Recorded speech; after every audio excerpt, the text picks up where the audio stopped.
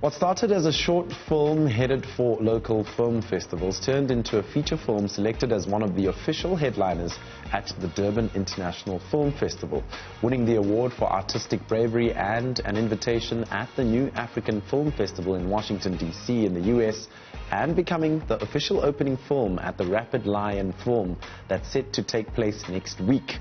And as of that, if that is not enough, the film will be in cinemas in May this year. Well, I can't rave any further about this. Let's see why this film is making waves at festivals in the country and abroad. Take a look at this trailer. Yeah, this old man, bafana baba dangerous, wamona something.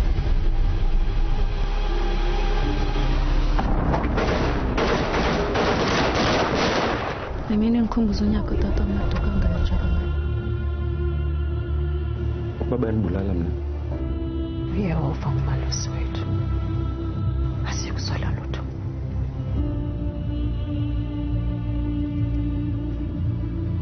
Where did you deliver the letter to? The warning letter, man. Dear Thomas, the bus stop will be attacked on the 17th of June. Please tell everyone to stay away. Last minute, it is last minute.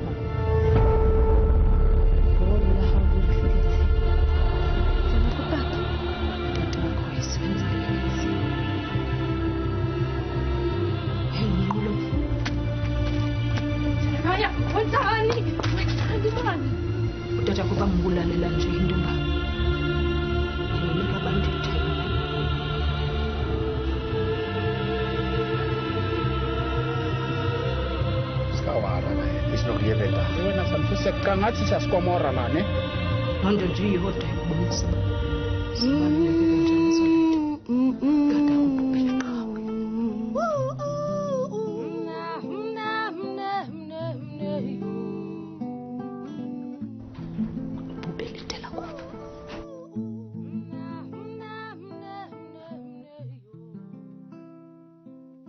What an awesome trailer. Now joining us to tell us more about this film is writer and executive producer of the film, Naledi Bogwaci, and cast member actress Lerato Walaza. Ladies, thank you so much for joining me. Thank you. Okay, let's start this right now. Naledi, yes. What made you think that this movie was going to be a hit? What made you get into this movie? First of all, the reason why I'm thinking about this is because when I was briefed about this movie is because you guys barely had a budget when you started.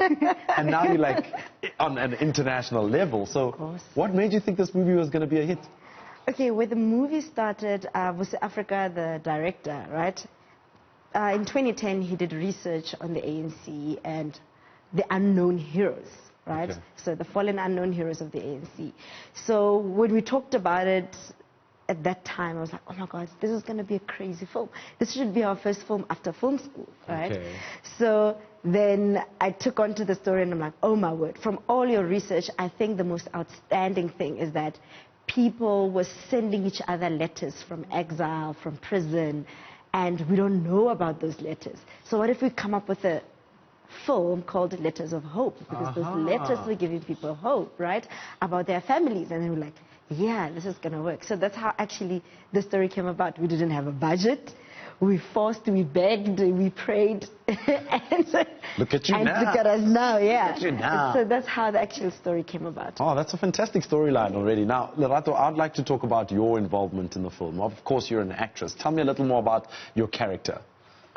Without giving away too much, Linda's character plays a pivotal role in terms of when she receives, there's a specific part where she receives a letter, and that's where we get to see a different perspective, and we get to see what those letters brought, and they brought hope, and it brought the fact that not only people that were in exile were going through the most, but people that were left back home, the ordinary people as well, were going through whatever emotional turmoil that they were going through, and those letters gave them hope that things are coming okay and things are going to be better. So that's her role, and that's how her importance in the role. And I think it gives us an important message that we need to document our stories, because we don't know about these stories as well. So being part of this is amazing, because we're the first to tell a story about people that received letters. and gave hope back in apartheid. Wow, okay. Now, Naledi, I want to bring you in here. Do you want to take me through the timeline of when the idea came through to right now? Was it a lengthy process? And what does it take to put together or write something this amazing? All right, because it feels like an adaptation, then it feels like an original screenplay, right?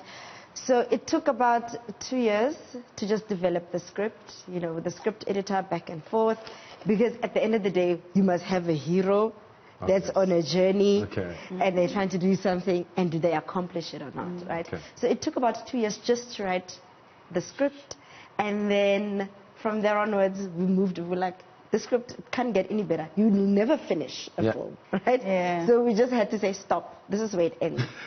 Continue now, let's go to set. And, you know, you still watch the film and you're like, we could have done this with this character. We could have done that with this character. But it had to move forward. So it took about 2 years to write the script. It took about a whole year. A whole year to shoot. Because we shot, we took a break because we were on a low budget. Right? And we had to recoup ourselves and go back to set again and continue where we left off.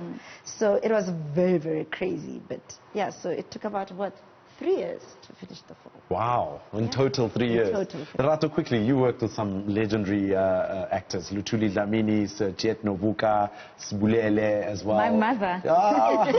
What was that like, working with such legends?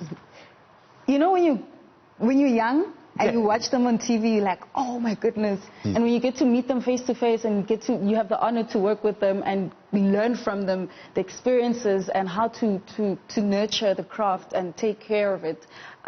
It's a beautiful, beautiful experience. I'm very honored. I'm very excited to be a part of a beautiful film with such talented people as well. Okay, now do you want to take us through the plethora of awards that you guys have won, and where else are you going to win more, to scoop more awards quickly? Okay, so far last year we were part of the Durban International Film Festival, right? And there we were not expecting to get Best Artistic Bravery, right? Because it's a period piece, because it's directed really well, and it's actually a very beautiful picture. So we found ourselves getting Best Artistic Bravery at DIF. And then we come back home, and then we get to Joburg, and then there's the JFF. And then we're invited to the JFF, and then we are nominated to being part of Best South African Screenplay, right? Best Feature. And we're like, oh my God. Although we didn't scoop that one, we were not expecting a nomination. Yeah, just nominated. Being nominated. It's enough. The recognition counts. Guys, this is our first time. We are actually making You're making waves. Right? And right now we are invited to the AFI, which is the American Film Institute, to screen in Washington, D.C. And that's happening in 2 weeks. Okay. And then we are invited to the, what's it called? African Film Toronto. It's a very, very. It's in the Caribbean. It's in the Caribbean. There we go. So it's African Film Trinidad and Tobago. Oh, there we go. Yes, and the film festival is the biggest film festival in the Caribbean. Wow. So we'll be screening there as well. And then now the biggest one that's happening next week is the South African Film Festival, which is known as the Rapid Lion Film Festival. Right. So we are opening the festival, which is a big deal. It is a big deal. Because you are opening, so everybody, we are now going to be there, exposed and scrutinized by the whole industry. And then in May we get to see it in the cinemas. And then in May we are going to cinemas. Guys, so worldwide. basically this film is for the people. It's the people's film, because now already it's received well within the industry. We think the audience is going to love it. Time to take over. Ladies, thank you so much for joining us. I wish we could chat more about this film, but I'll make sure I go check it out in cinemas, 29th of May. 29th of May. I'll definitely check it out. Thank you. A big thank you to Naledi, and a big thank you to Lerato. Thank you for having me.